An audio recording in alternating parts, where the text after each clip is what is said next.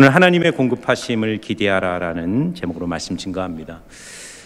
여러분, 생화와 조화를 구분하는 가장 좋은 방법은 무엇일까요? 눈으로 겉모습만 보면 거의 구분이 불가능합니다. 손으로 만져보면 촉감을 통해서 구분할 수 있지만 그것도 정확하지는 않습니다. 제일 좋은 방법은 향기를 맡는 것이죠. 어떤 꽃이 아무리 완벽한 꽃의 모양을 가지고 있어도 향기가 없으면 그것은 조화입니다. 많은 교회를 다니는 사람들이 이단에 현혹되는 이유는 무엇일까요? 인간의 눈에 분별이 잘 안 되기 때문입니다.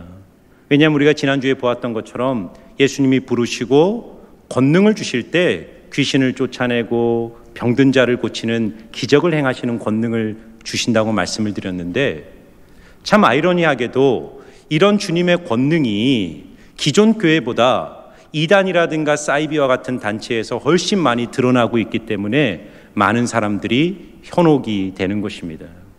그래서 그런 종교적 현상으로 교회를 판단하면 많은 사람들이 속는 것이에요. 우리가 참과 거짓을 구분하는 가장 중요한 근거는 그리스도의 향기가 있는가를 보셔야 합니다. 그래서 예수님이 지난주에 제자들을 파송하시고 너희들이 가면서 하나님의 나라가 가까이 왔다라고 선포하고 병든 자를 고치고 귀신을 쫓아내고 죽은 자를 살리라고 말씀하신 후에 그 마지막 문단에 이 그리스도인의 사도적 교회가 가져야 될 향기가 무엇인가를 분명하게 말씀하고 계십니다. 그것이 8절 끝부분에 나오는데요, 같이 한번 읽어볼까요? 같이 읽겠습니다. 시작. 병든 자를 고치며 죽은 자를 살리며 나병한 자를 깨끗하게 하며 귀신을 쫓아내되 너희가 거저받았으니 거저 주라. 아멘. 여러분 보세요. 예수님은 참과 거짓을 구분하는 기준이 병이 고쳐지고 있는가, 귀신이 쫓겨나가고 있는가, 기적이 일어나고 있는가 보다 그와 같은 권능을 어떤 방식으로 행하고 있는가가 더 중요하다는 거예요. 거저받았으니 거저 주고 있는가를 보라는 것입니다.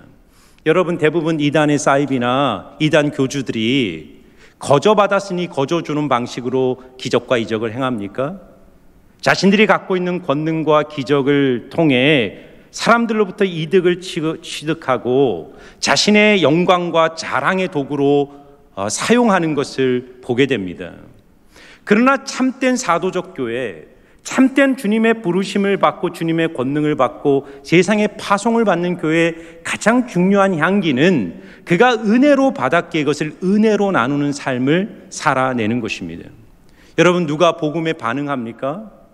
복음이란 그 십자가에 나타난 하나님의 무한한 은혜를 알기에 그 은혜에 대한 감격으로 반응하는 것입니다. 그리고 그 은혜를 알기에 은혜의 감격을 가지고 세상 속으로 들어가는 것입니다. 그래서 오늘 말씀을 통해 우리 모두가 예수의 증인으로 받고 증인으로 부르심을 받고 이제 세상 속으로 나아갈 때 우리는 어떻게 이 주님의 놀라운 복음의 사명을 주님의 말씀에 부합하게 감당할 수 있을지를 오늘 여러분과 함께 말씀을 나누고자 합니다. 첫 번째는 하나님의 채워주시는 은혜를 기대하며 나아가야 된다는 것입니다. 자, 9절부터 10절 말씀 우리 같은 목소리를 읽습니다. 시작. 너희 전대에 금이나 은이나 동을 가지지 말고 여행을 위하여 배낭이나 두벌 옷이나 신이나 지팡이를 가지지 말라. 이는 일꾼이 자기의 먹을 것 받는 것이 마땅함이라. 아멘. 자, 하나님이 제자들을 파송하시고 권능을 주시며 그들을 내보내실 때 그들이 거저받았으니 거저주라는 이 원칙을, 이 원리를 지킬 수 있는 중요한 하나님의 명령이 무엇입니까? 바로 오늘 말씀이에요. 너희 전대에 금이나 은이나 동을 가지지 말고 지팡이나 신을 가지 말고 두벌 옷을 가지지 말라는 거예요. 다른 말로 말하면 빈손으로 나아가라는 것입니다. 물론 이것이 무소유를 말하는 게 아니에요. 내가 소유가 있든지 없든지 내가 소유의 내 사역의 의미와 내 사역의 그 본질을 내가 갖고 있는 어떤 것에 두지 말고 빈손으로 하나님을 기대하고 하나님을 소망하며 나아가라는 것입니다. 여러분, 제가 영락교회에서 전임 돈사를 할 때 그 영락교회를 설립하셨던 한경직 목사님께서 생존해 계셨습니다. 그리고 몇 년 후에 한경진 목사님이 돌아가시고 그 한경진 목사님의 일대기를 다룬 정기가 나왔는데 그 책 제목이 아름다운 빈손입니다. 우리 교회 안경훈 목사님도 그렇고 이 한경진 목사님도 그렇고 한 시대 하나님의 능력에 귀하게 붙들림 받아 쓰임 받았던 그 놀라운 비결은 그분들이 하나님 앞에 빈손으로 서 있었기 때문이에요. 한경진 목사님이 기독교의 노벨상이라고 불리우는 템플턴 상을 수상하던 일화가 있습니다. 어마어마한 상이죠. 기독교인으로 가장 영광스럽고 명예로운 그 상을 수상하면서 수상 소감을 하는데 한경진 목사님이 이렇게 말하는 거예요. 여러분, 저는 죄인입니다. 저는 이 상을 받을 자격이 없습니다. 저는 신사참배를 했던 죄인입니다라고 고백했습니다. 여러분, 세상 보통의 사역자들과 어떤 지점에서 다른가요? 많은 사람들은 그런 것들을 내 영광의 도구로, 내 자랑의 도구로, 내 권력의 툴로 사용하면서 나를 드러내지만 그 영광스러운 자리에서 한경진 목사님이 얘기한 것은 무엇이죠? 나의 빈손, 나의 연약함, 나의 죄성을 고백했던 것이죠. 오늘 주님이 왜 우리에게 아무것도 가지지 말고 빈손으로 주님의 사역을 감당하라고 말씀할까요? 제가 신대원에 있을 때 서울 동안교회 청년들과 함께 거지 전도 여행을 간 적이 있습니다. 강원도 태백의 한 10명이 되는 한 팀을 돈 한 푼 없이 일주일 동안 그 선교 여행에 풀어놓은 것입니다. 거지 전도 여행은 아무것도 가지지 않고 사역을 하는 거예요. 이 전도 여행의 목적은 하나님이 어떻게 우리의 먹을 것과 입을 것과 잠자리를 제공하시고 또 필요한 영혼을 만나게 하시는지를 생생하게 경험하기 위해서 그렇게 거지 전도 여행을 했습니다. 지금도 기억이 나요. 참 힘들었습니다. 한 시간, 2시간을 걸어야만이 마을 하나가 나오는데 그 별빛을 바라보면서 밤길을 걸어갈 때 오늘은 누구 집에서 어디서 우리를 재워줄까? 그 두려움에 떨면서 걸었을 때 어디선가 우리를 맞아주는 교회와 목사님들을 만난 적이 있고 또 너무 배가 고파서 아직 먹을 것이 필요한데 그런데 갑자기 어떤 할머니가 라면을 끓여주시면서 우리의 끼니를 또 제공해 주시는 기억들이 나요. 여러분, 물론 오늘 말씀을 우리의 모든 선교나 전도의 모든 원칙들의 이 말씀을 문자적으로 적용할 수 없습니다. 그러나 주님이 이 말씀을 통해서 우리에게 주는 원리는 이거예요.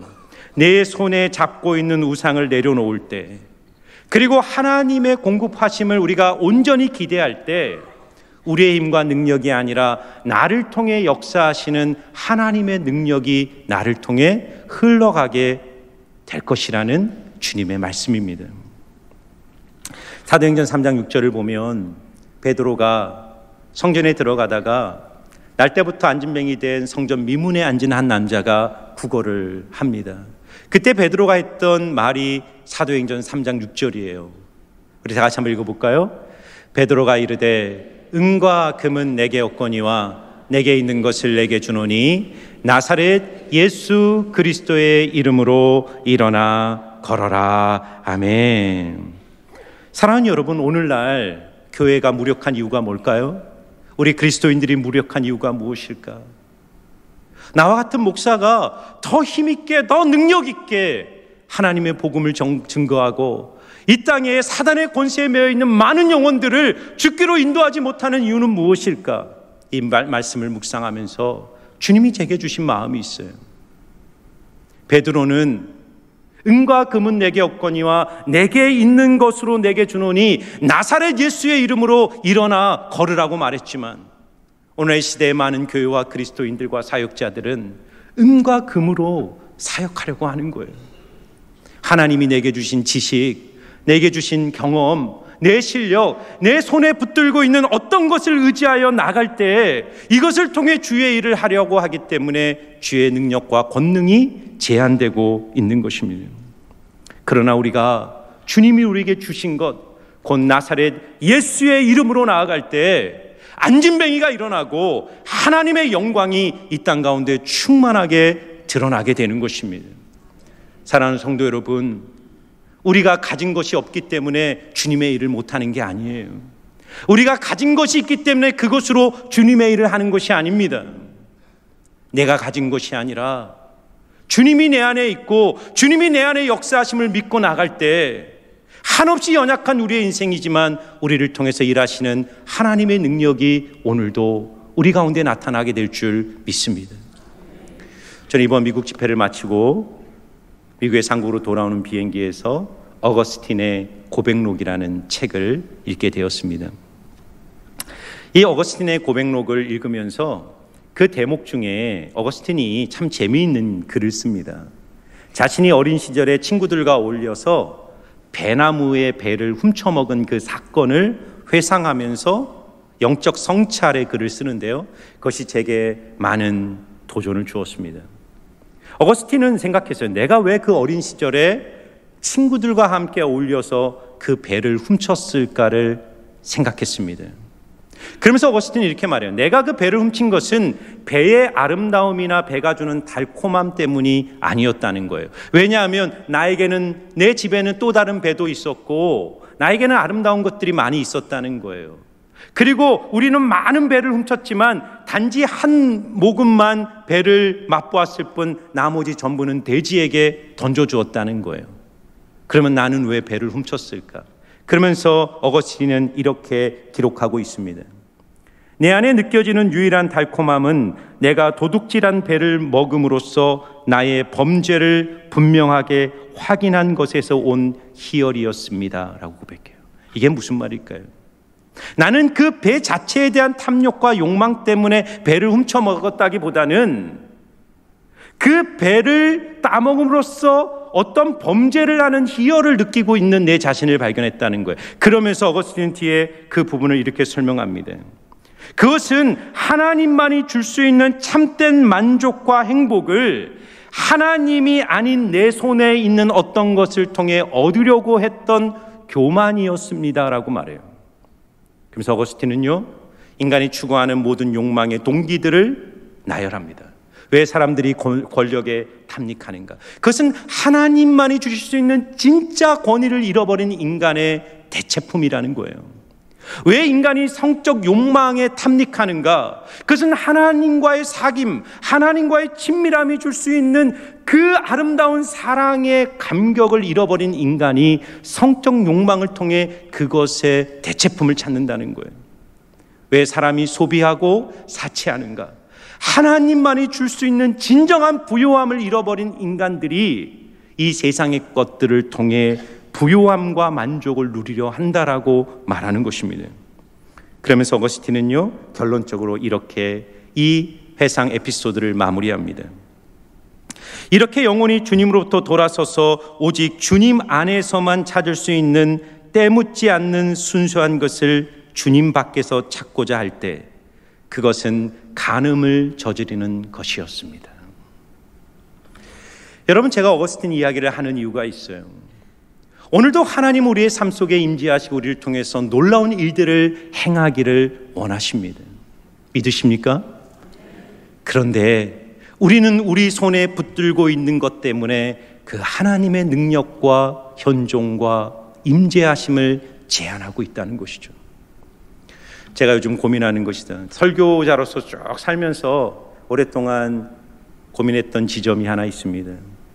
저는 설교 원고를 일주일 동안 틈틈이 다 기록을 합니다. 문장 하나하나를 심혈을 기울여서 문장을 씁니다. 그런데 가능하면 설교단에 올라올 때 원고 전문을 가지고 올라오지 않고 간단하게 요약한 요약문을 가지고 올라오려고 합니다. 그런데 그럴 때마다 제 안에 있는 두려움과 집착이 있어요. 내가 설교 원문을 갖고 오려고 할 때는 내가 하나님과 이 설교 시간에 역사하시는 성령을 의지하기보다 내가 쓴 설교 문장과 내가 풀어낸 지식을 더 의지하는 저를 발견하게 됩니다. 하나님의 능력이 아니라 지금 내 손에 잡고 있는 이 설교문을 통해 하나님의 말씀을 풀어내려고 하는 것이죠. 얼마 전에 여러분에게 말씀드렸던 위대한 설교와 좋은 설교의 차이점은 바로 여기로부터 나오는 것입니다. 좋은 설교, 굿 프리칭은 대부분 그 설교자가 갖고 있는 재능과 자질과 실력으로부터 나오는 거예요. 인상이 좋거나 목소리가 좋거나 성경 해석 능력이 좋거나 커뮤니케이션 스킬이 좋으면 좋은 설교자가 되는 것입니다. 그러나 위대한 설교는 그런 것들이 결정하는 것이 아니라 그 위에 성령의 기름 부으심이 임하고 있는가가 결정하는 것입니다. 좋은 교회와 위대한 교회를 구분하는 기준점이 뭘까요? 좋은 기업과 위대한 기업을 구분하는 기준점이 뭘까요? 좋은 인생과 위대한 인생을 구분하는 기준점이 뭘까요? 내가 가진 것이 아니라 나의 빈손이에 부어지시는 하나님의 기름 부으심과 임재와 능력을 내가 날마다 경험하고 있는가에 달려있는 것입니다. 내가 무엇을 가졌든지 무엇이 없든지 거기에 내 마음이 묶이지 않고 언제나 내 인생에 임재하셔서 내가 기대하는 것 이상으로 풍성히 채워주시는 하나님의 공급하심을 기대하며 믿음으로 나갈 때 여러분의 인생을 위대한 하나님의 도구로 세우사 이 땅을 구원하시는 주님의 놀라운 역사하심이 일어나게 될 줄 믿습니다.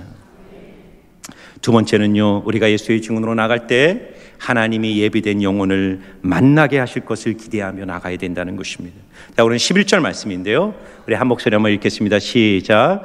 어떤 성이나 마을에 들어가든지 그 중에 합당한 자를 찾아내어 너희가 떠나기까지 거기서 머물라. 아멘.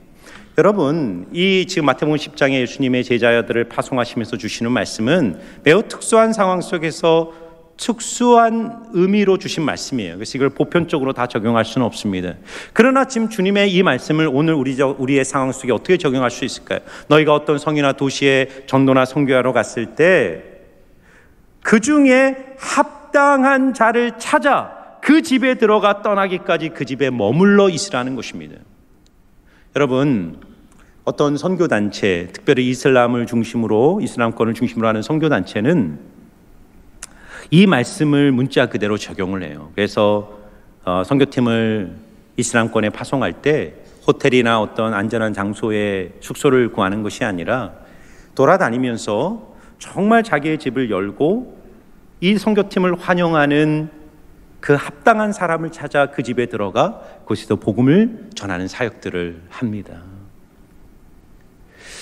그런데 참 놀라운 것은 저도 같이 한번 가봤는데 이 터키라든가 이란이라든가 이런 이슬람 지역을 가서 그렇게 마을이나 시골을 돌아다니면서 복음을 전하다 보면 정말 적지 않은 사람들이, 이슬람 사람들이 자기의 집을 오픈하고 안방을 내어주고 식사를 대접하는 놀라운 환대를 경험하게 됩니다.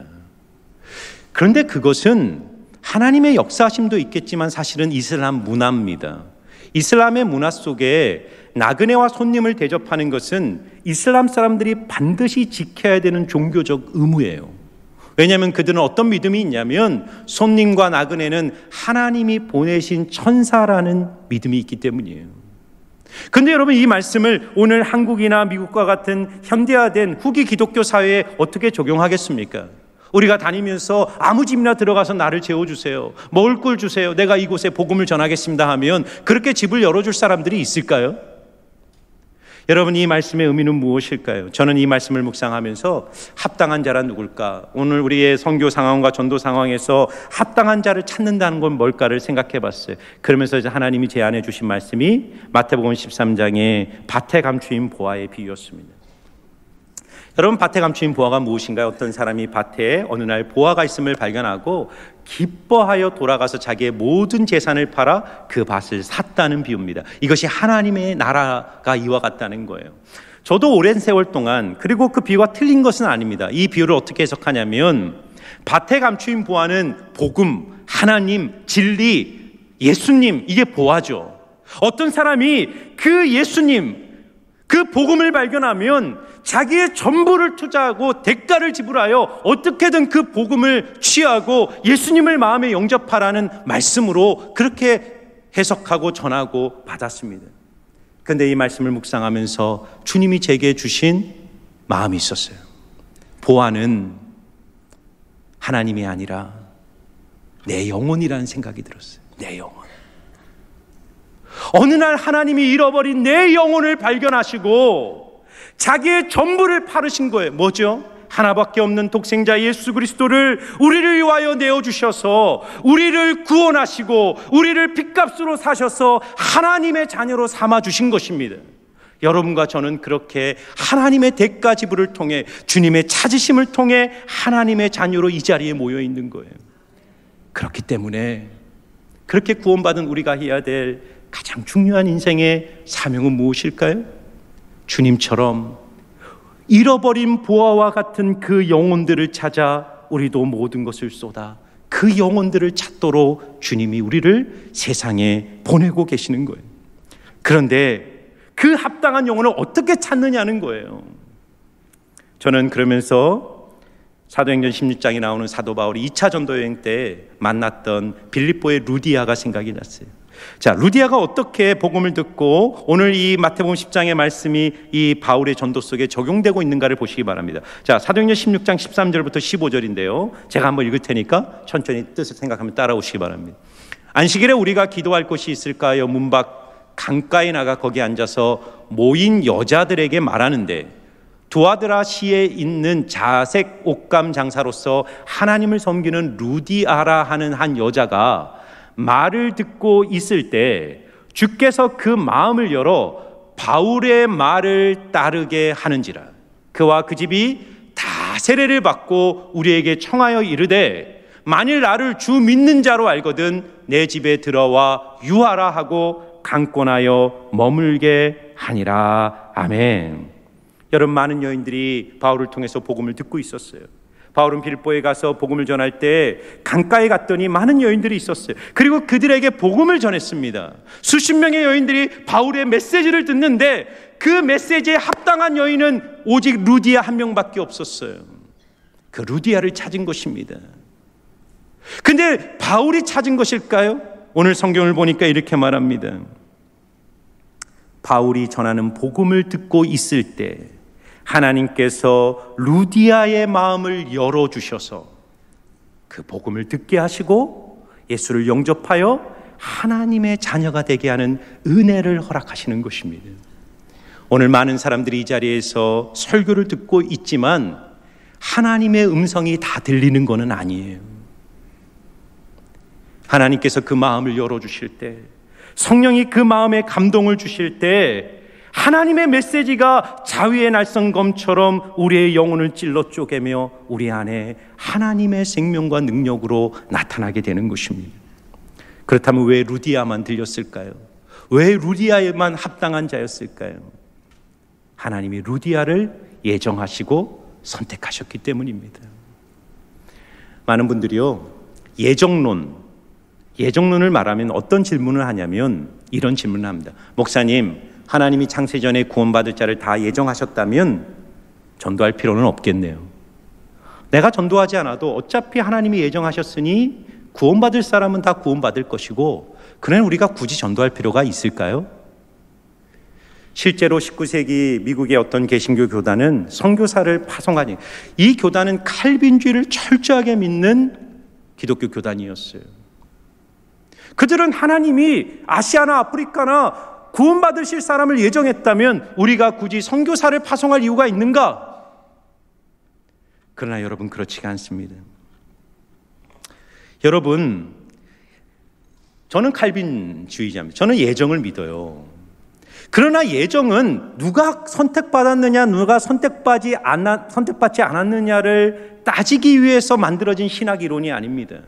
칼빈이 기독교 강요에서 예정론을 말할 때 자기의 구원을 돌아보고 자기가 구원받은 인생의 과정을 돌아봤을 때 이것은 100% 하나님의 은혜고, 자격이 없고 공로가 없는 내가 이렇게 하나님의 자녀가 된 것은 하나님이 예수 그리스도의 보배로운 핏값으로 내 죄를 위하여 구속의 은혜를 베푸사 나를 선택하시고 나에게 성령을 주셨기에 내가 구원받았다라는 신앙의 감격과 감사의 고백으로 예정론을 말하는 것입니다. 여러분, 그렇다면 하나님의 예정과 선택이 언제 드러날까요? 제가 말씀드리고 싶은 게 그거예요. 루디아가 바울의 복음을 듣고 있을 때, 바울의 복음을 귀로 듣고 있을 때 성령께서 루디아의 마음을 열어주셔서 그 복음이 들리도록 하셨다라고 말하는 것입니다. 하나님은, 잘 들어보세요, 우리의 인생 가운데 구원받을 자도 예정하셨지만 하나님이 선택한 그 택자가 주께로 돌아오는 방법론도 예정하신 거예요. 그것은 무엇입니까? 하나님의 지혜를 사람의 지혜로 알 수 없어서 전도에 미련한 것으로 사람을 구원하시기를 기뻐하셨다라고 주님은 말하고 있습니다. 여러분, 우리의 복음 전도가 왜 놀라운 것인지 아세요? 우리의 복음 전도를 통해 우리 주변에 하나님이 예비하신 영혼들이 드러나고 그들이 주께로 돌아오고 주님의 예정과 선택이 성취되는 유일한 도구로 하나님이 우리의 어리석은 입술을 열어 주의 복음을 증거할 때 그 구속의 역사가 오늘도 이 땅 가운데 펼쳐지게 되는 것입니다. 그러므로 사랑하는 여러분, 전도에는 실패가 없습니다. 우리는 누가 예정되었는지, 예정받았지 못했는지 알지 못합니다. 우리는 내 자신의 구원에서는 철저히 칼빈주의자가 되어야 되지만 전도와 선교의 현장 속에서 영혼들을 바라볼 때는 여러분들은 철저히 알미니안주의자가 되어야 돼요. 알미니아는 누구든지 예수를 믿을 수 있는 의지가 있고 선택이 있고 예수를 부르고 예수를 믿기로 선택하면 누구든지 구원을 받을 수 있다는 것이 알미니안주의 교리입니다. 나의 구원은 칼빈주의지만 여러분들이 주변에 믿지 않는 영혼들을 받아볼 때 이들 모두가 구원받기를 원하시는 길을 주님은 원하시고, 내가 복음을 전거할 때 나를 통해 이 모든 사람들이 주께로 돌아올 수 있다라는 믿음과 확신을 가지고 여러분들이 가는 곳마다 입을 벌려 힘있게 주의 복음을 증거함으로 많은 영혼들을 주께로 인도하는 주님의 증인으로 쓰임받기를 주의 이름으로 축원합니다. 마지막으로요, 우리가 예수의 증거로 나갈 때 복음의 영향력이 얼마나 놀라운 것인가를 여러분 아셔야 됩니다. 자, 12절과 13절 말씀을 한번 볼까요? 우리 같이 한번 읽겠습니다. 시작. 또 그 집에 들어가면서 평안하기를 빌라. 그 집이 이에 합당하면 너희 빈 평안이 거기 임할 것이요, 만일 합당하지 아니하면 그 평안이 너희에게 돌아올 것이니라. 아멘. 하나님은 제자들을 파송하고 합당한 자를 찾아 그 집에 거할 때 그 집에 들어가면서 평안을 빌라는 것입니다. 그래서 많은 사람들이 이 평안이 적당한 안부 또는 위로의 말, 이 정도의 말이라고 생각해요. 그렇지가 않습니다. 여러분, 우리나라 사람들이 만나면 뭐라고 인사하죠? 안녕하세요. 미국 사람들이 만나면 굿모닝. 이스라엘 사람들은 만나면 뭐라고 인사합니까? 샬롬이라고 인사합니다. 히브리어로 샬롬. 샬롬은 뭐냐면 왕 대신 하나님의 통치 아래 인간이 누리는 완벽한 행복의 상태가 샬롬이에요.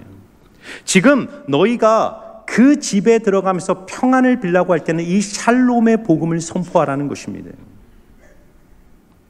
여러분, 복음이 얼마나 놀라운 것인지를 아셔야 돼요. 여러분, 한 개인이나 가정이나 교회나 기업이나 국가의 현재와 미래를 결정하는 것은 그 기업과 국가와 사회를 다스리는 왕이 누구인가에 의해 결정이 됩니다. 지혜롭고 선하고 희생적이고 백성을 사랑하는 왕과 리더가 통치하는 나라의 백성들은 번영과 행복과 웃음을 경험하게 됩니다. 그러나 악하고 무능하고 이기적인 왕이 통치하는 나라의 백성은 절망과 눈물을 흘리게 되는 거예요. 여러분, 지금 예수님이 제자들에게 너희가 갈 때 평안을 외치라고 할 때 이 천국 복음을 증거하라는 이야기인데, 여러분, 기독교가 말하는 천국 복음이 뭐냐면 예수 믿고 죽은 후에 내세 천국에 가는 것을 믿으라는 메시지가 절대로 아닙니다. 내세 천국이 없다는 말이 아니에요. 그러나 기독교의 본질, 복음의 본질은 그런 것이 아닙니다. 여러분, 7절을 한번 보세요. 지난주에 보았던 본문인데 예수님이 제자들을 파송하면서 뭐라고 말하죠? 가면서 전파하여 말하되 천국이 가까이 왔다 하고, 제자들이 말하는 메시지의 핵심은 하나님의 나라가 임하였다라는 것을 증거하라는 거예요. 하나님의 나라가 여기 임하였으니 회개하고 복음을 믿어 예수 그리스도를 내 인생의 왕으로 받아들이라는 겁니다. 우리가 예수를 왕으로 믿고 영접할 때 예수 때문에 죄 용서받고 이 세상에 대충 살다가 죽은 후에 천국 가는 게 기독교가 말하는 하나님의 나라가 아니라 그분이 내 인생의 왕으로 들어오실 때 나를 지배하던 모든 어둠의 권세가 끊어지고 사단의 결박들이 풀어지고 내 영혼과 마음과 육신을 지배하던 모든 질병들이 떠나가는 완전한 회복과 치유의 역사가 오늘 이 순간 이 자리에서 이루어지게 된다라는 하나님 나라의 초청의 메시지라는 것입니다. 여러분, 이게 얼마나 놀라운 건가요? 세상 어디가 이런 복음의 메시지를 소망 없이 살아가는 세상 사람들에게 전해줄 수 있겠습니까? 저는 이 말씀을 묵상하면서 시편 23편이 생각이 났어요. 여호와는 나의 목자시니 내게 부족함이 없다. 이 시편 23편을 잘 읽어보면 예수님이 우리 인생의 왕이 될 때 우리가 누리는 인생의 완벽한 샬롬의 상태가 뭔지를 시편 23편은 너무나도 아름답게 노래해요. 1절은 여호와 이레죠. 주님이 내 모든 것을 준비하고 계시니 왕이신 목자이신 예수님을 따라가면 부족함이 없는 것입니다. 믿으십니까? 2절은 뭐죠? 여호와 샬롬입니다. 그가 나를 푸른 풀밭에 누이시며 쉴만한 물가로 인도하시는도다. 여러분, 양이라는 동물은요 너무나도 두려움이 많기 때문에 마음의 완벽한 평안이 오기 전에는 절대로 눕는 법이 없습니다. 지금 2절에 그가 나를 푸른 풀밭에 누인다는 것은 이 양의 마음에 완벽한 샬롬이 임한 거예요. 여호와 나의 평강. 예수님이 내 인생의 왕이 오실 때 내 마음에 세상이 줄 수 없는 세상을 이기는 평강이 임하게 되는 거예요. 3절은 뭡니까? 여호와 라파, 내 영혼을 소생시키시고. 인간이 얼마나 취약합니까? 말 한마디에 상처받고 말 한마디에 자살하고 말 한마디에 사람을 죽이고 인간이 얼마나 취약해요. 한번 넘어지면 일어나지 못하는 존재가 양과 같은 인간이에요. 그런데 여호와 라파, 나를 치료하시는 하나님, 그분은 변함없이 우리에게 오셔서 우리의 아픈 상처를 치료하시고 우리를 일으켜 주시는 거예요. 여호와 샴마, 여기 임재하시는 하나님, 내가 사망의 음침한 골짜기를 다닐지라도 해를 두려워하지 않은 것은 주께서 나와 함께 하심이라. 주님이 함께 하시기에 사망의 음침한 골짜기를 걷지만 주님이 나를 붙들어 주시기에 두려움이 없는 겁니다. 5절이 뭐죠? 여호와 니시, 주께서 내 원수의 목전에서 내게 상을 베푸시고 내 머리에 기름을 바르셨으니 내 잔이 넘치는. 오는 사자와 같이 나를 삼키려는 원수들이 이 세상에 가득하지만 나를 위하여 싸워주시는 승리이신 예수님, 여호와 니시이신 예수님이 나의 왕이시기에 나는 전쟁터 한가운데서도 하나님의 축제의 잔치를 벌이는 것입니다. 여러분, 세상 어디에 이런 복락을 누립니까? 이게 바로 평안의 복음이 주는 영광이에요.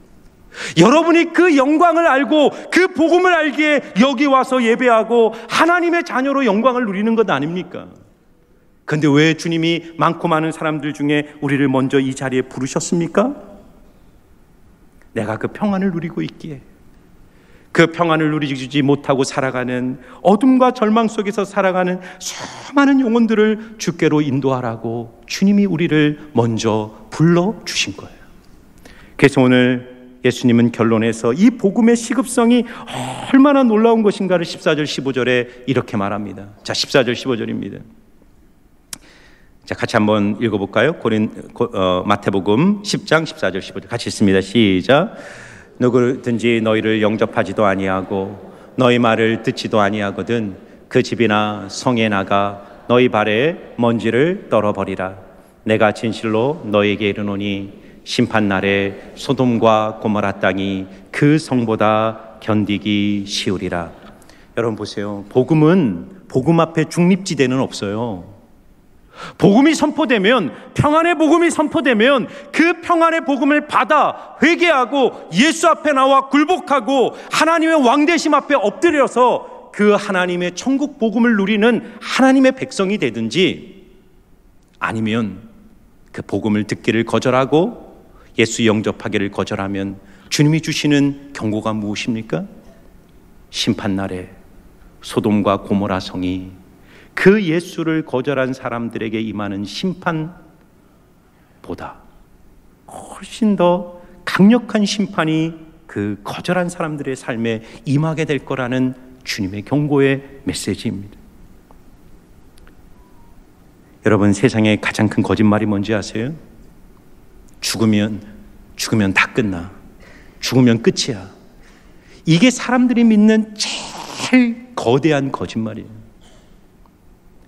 저도 50이 되고 50이 넘어서 이렇게 목사님들 만나면 교회에 대한 이야기도 하고 하나님 나라에 대한 이야기도 하지만 적지 않은 대화의 주제가 노후 문제입니다. 노후. 은퇴해서 어떻게 살아야 되냐.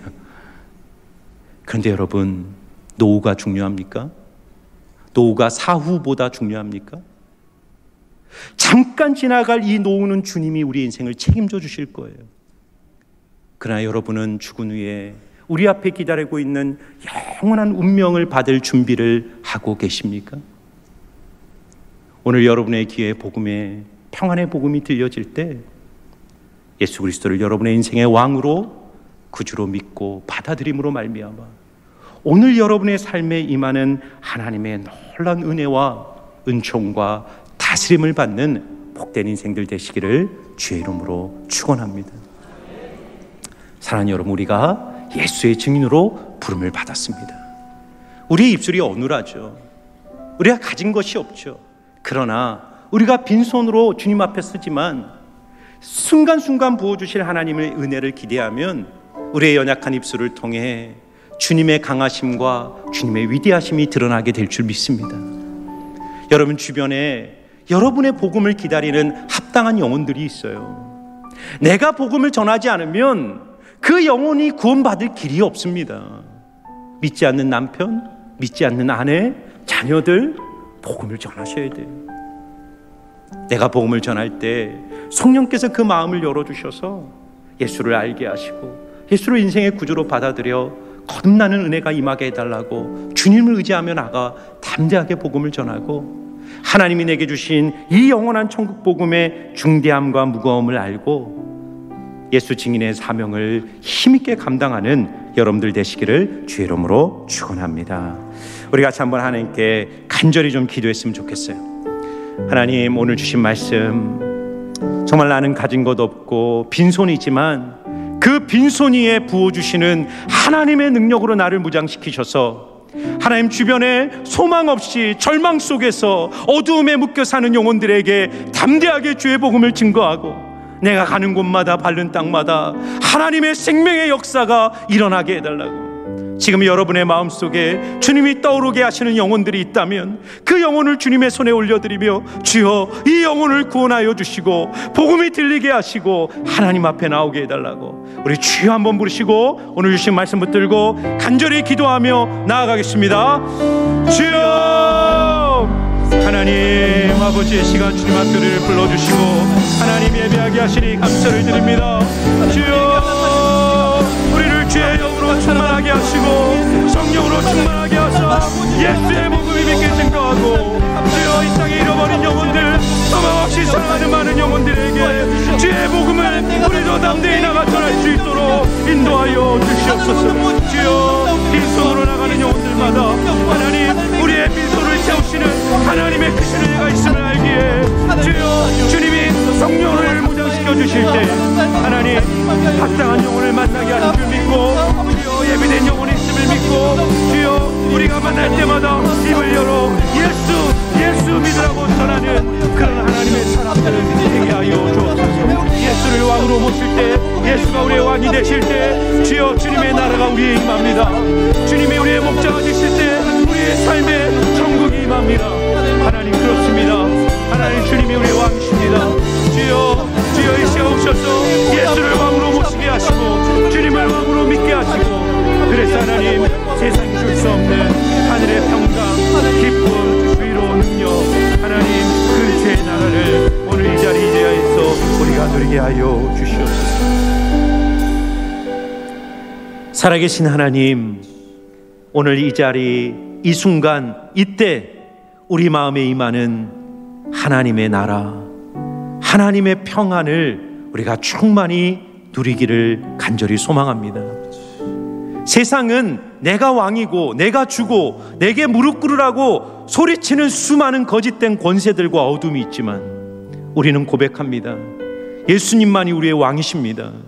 예수님만이 우리를 다스리시는 이 세상의 만유의 주이심을 고백합니다. 하나님, 주님의 다스림 안에 세상이 줄 수 없는 평안을 누리는 우리 성도님들 되게 하시고, 그 평안이 내 안에 흘러넘쳐 내가 만나는 영혼들에게 천국이 임하였다라고 담대히 선포하며 나가는 예수의 증인들 되게 하여 주시옵소서. 아멘. 감사를 드리며 예수님 이름으로 기도하옵나이다. 아멘.